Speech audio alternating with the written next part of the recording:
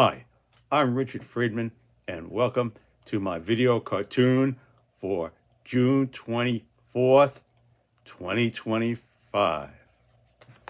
Here we have my latest cartoon here, which is titled VP Vance Walks Tightrope on U.S. Strikes on 3 Iranian nuclear sites and Iran's threat to the Strait of Hormuz. That's basically what this cartoon and the background will cover. Okay, and here is VP J.D. Vance on here he is on Meet the Press with Kristen Welker, and she's asking. Okay, there you see the Capitol in the background there. I try to make the studio a realistic studio as I saw it. And here we have Meet the Press with Kristen Welker. And there's President Trump giving before I'll get to the question, her question and his response. I want to give you the groundwork here for this cartoon is what's going on in Vice President Vance's mind as he answers this question here, because in his mind is his president, President Donald J. Trump.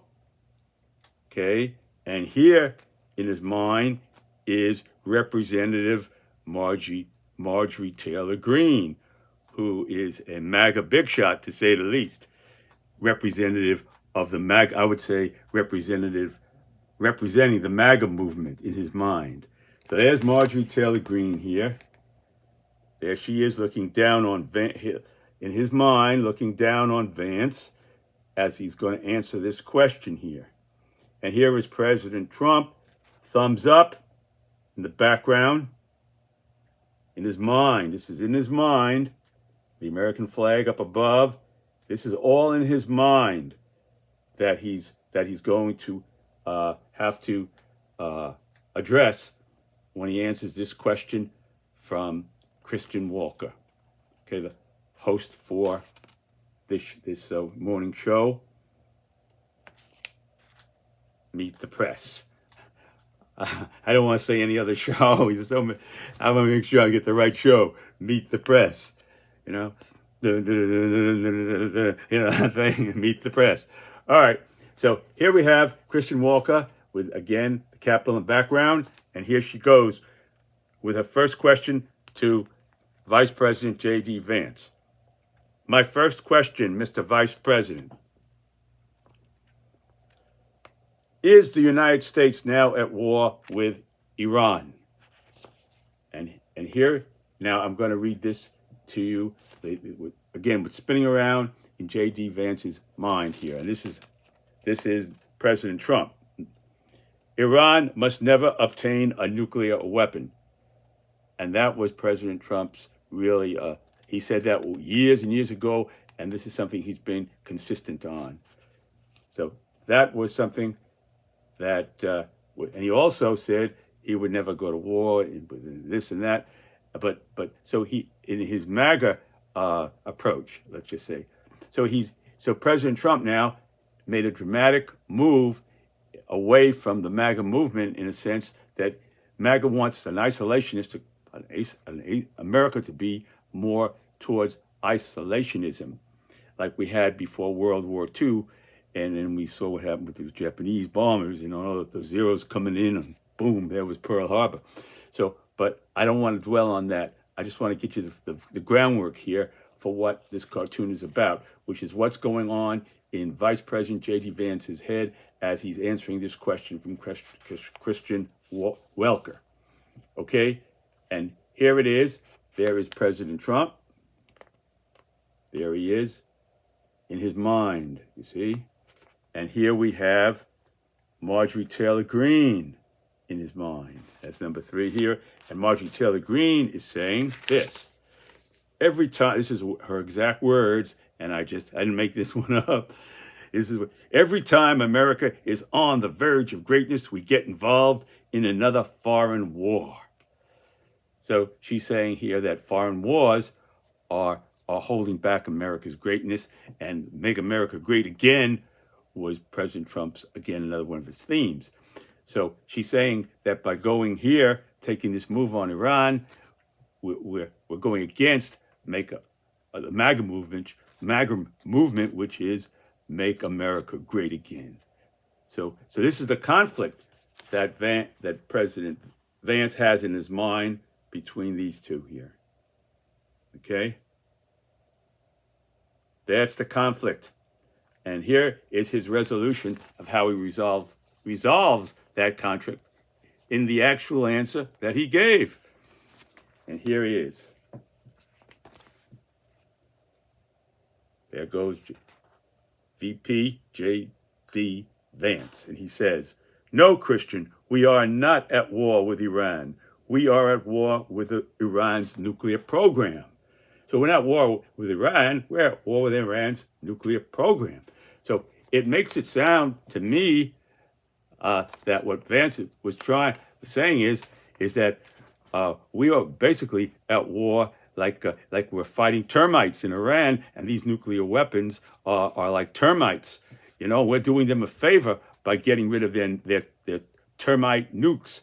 These nuclear weapons that grew in these mountains and mushroomed in these mountains, and we're getting rid of these termites for Iran. It almost sounds that way to me. That's to me. So that's how I arrived at this cartoon, by saying that J.D. Vance is really at this moment in time, he is conflict between the MAGA movement and President Donald Trump. What he ordered done in terms of the bombing of those 3 nuclear sites in Iran.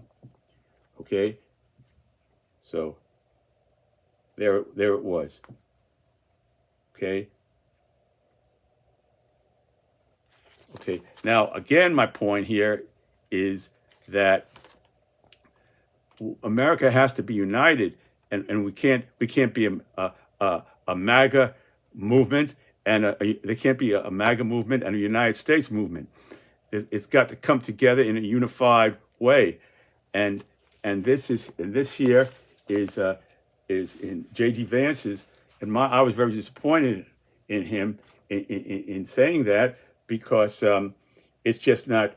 And now Iran is saying here, the other side of the coin here is to say we're not at war with Iran, and then we have this situation here, where this is the situation with Iran is now their parliament voted to close the Strait of Hormuz, and here Iran's threat to close the Strait of Hormuz by itself could disrupt. Now there's a lot of skepticism saying that the experts say, well, they wouldn't do it because it would hurt themselves, and there'd be the Chinese would be pissed at them, and everybody would and all this and that, and it would be very unpopular, and it would hurt themselves.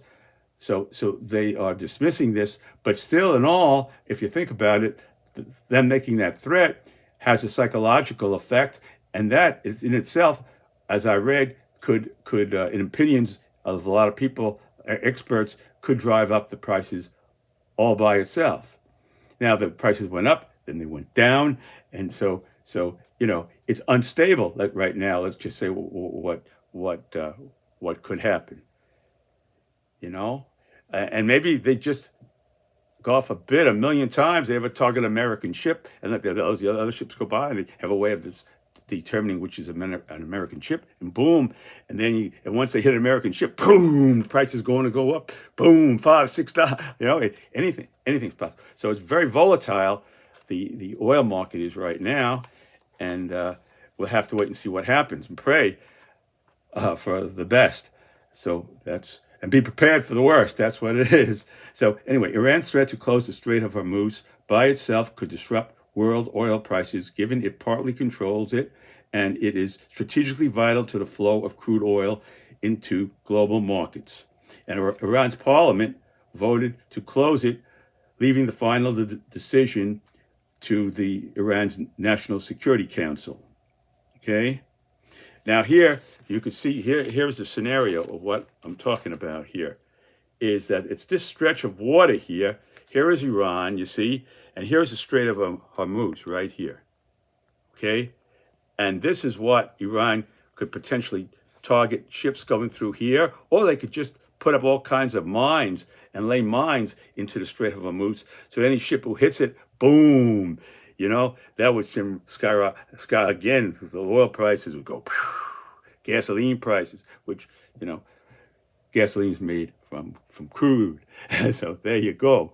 So anyway, that's what I'm saying here, is that we have to present a united front to the world, and especially to Iran, that to say we're not we're only at war with their infestation of nuclear weapons, like they were termites. I mean, we did you a favor. We got rid of some of those termitic nuclear weapons for you. I mean, it didn't sound good to me, and that's what kind of motivated me to do this cartoon, to show that America needs to be united now more than ever than it probably has in a long, long, long time, going back to World War II, where we were united there, and that's what I'm basically saying here. And that's the thrust of this cartoon, is that we need to unite like we did back then. So here it is. So here's the story. This is the Strait of Hormuz, you see right here, and all the oil flows through here. Here is the Gulf of Oman here, the Strait of Hormuz, and all this stuff here goes right through Gulf of Oman, and and then you have another situation with the Houthis that we had a while ago, and they've threatened to start doing some things back on the Red Sea. And the Houthis, this is in Yemen here, where the Houthis control this portion of Yemen here, right here, up against the Red Sea, and they've been attacking ships here on the Red Sea. So if you get the Iranians now and the Houthis acting up at the same time, I mean, you've got a real situation on your hands here.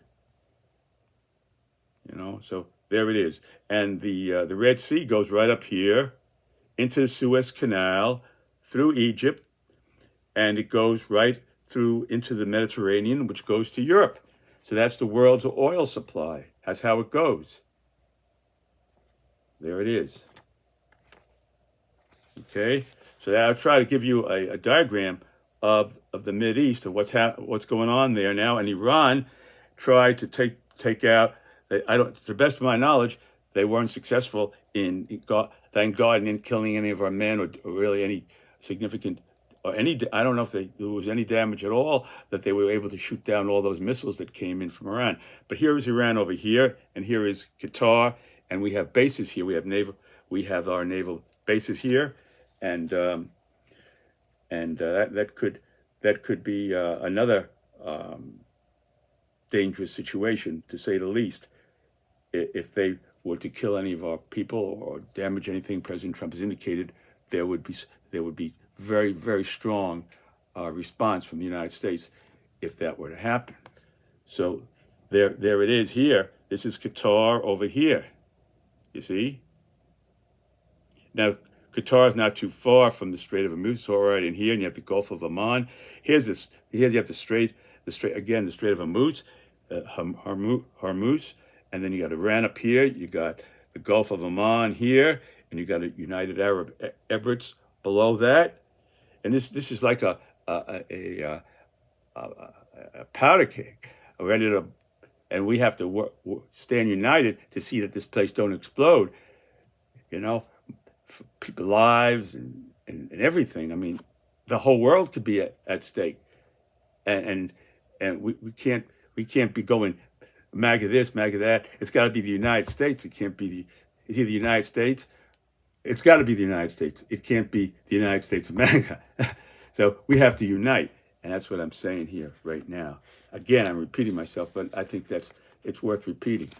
So again, here's the point here, is that Iran did send missiles over Qatar here, where we have bases here, men stationed at these bases, and I thank God that, to the best of my knowledge, there were no fatalities, and they were able to shoot them down.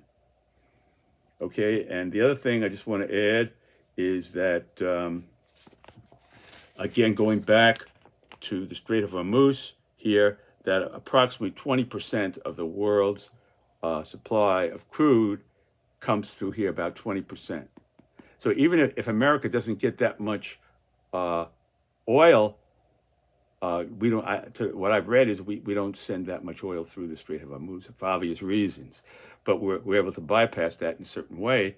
But even if we are, because there would be a supply. There'd be supply situation, supply demand. In terms of oil prices are supply demand, set by demand supply.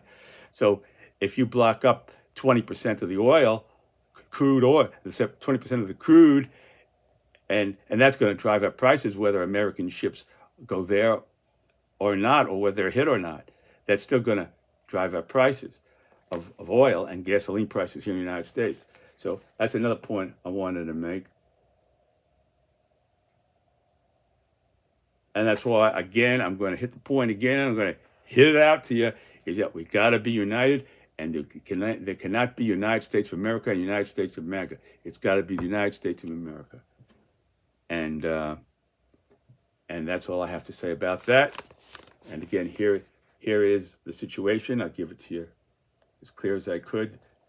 And you see how close Iran is to Qatar here. And they've got the Strait of Hormuz in their backyard. It's almost like their swimming pool here. And this narrow area, this is a very narrow stretch. This is the most narrowest point here. This narrow strait through this waterway here is where the bottleneck could occur. Okay, and here is, again, going back to J.D. Vance here, and in his remark, we are not at war with Iran. We are at war with Iran's nuclear program. Again, here is, I wish he would have done it better than that, into saying that America is united, and we hope this conflict, or this, doesn't expand into a war. Okay, and we had to do what we believe was the right thing to protect our nation, and leave it at that, And then we have to see what the damage was done there, which we still don't know fully in terms of those nuclear facilities. So that's it, folks. God bless you. Thank you for watching my video, and I'll see you next time. Take care. Hang in there. Bye.